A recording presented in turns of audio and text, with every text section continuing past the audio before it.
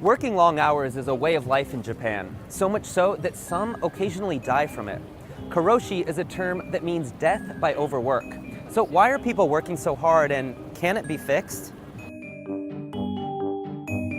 Japan has some of the longest working hours in the world. Nearly a quarter of Japanese companies have their employees work more than 80 hours of overtime per month. Those extra hours are often unpaid. Today, Japan's corporate culture is driven by the so-called salaryman. The salaryman is defined by his loyalty to his company. And expected to spend his entire career working for the same firm. Not only does he work long hours in the office, but it's also assumed he'll participate in after-work activities too, like drinking with colleagues. The nation's work ethic dates back to what's referred to as Japan's economic miracle, which was its dramatic economic growth beginning in the 1950s, which propelled it to become the world's second largest economy. Inside Japan's corporations, the culture emphasizes the success of a company as a whole to be more important than any single individual, which might explain why one study found that 63% of Japanese felt guilty for taking paid leave. Karoshi. It means death by overwork. It's legally recognized by the government and usually is marked by a heart attack, stroke, or suicide due to stress. There's hundreds of cases of karoshi reported annually,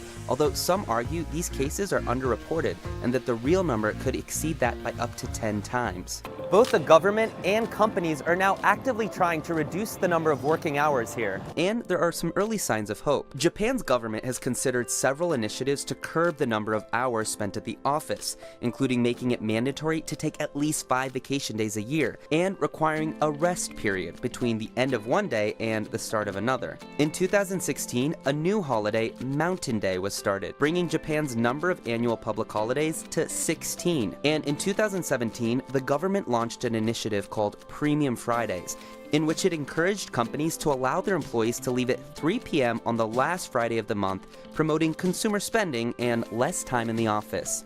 But one study found that less than 4% of employees in Japan actually left early on the first Premium Friday. Which is why, despite these initiatives, a cultural challenge still looms. Since Japan's culture emphasizes the group over the individual, well, no one wants to be the first one to leave the office. And there's another reason that there's pressure on people to work hard.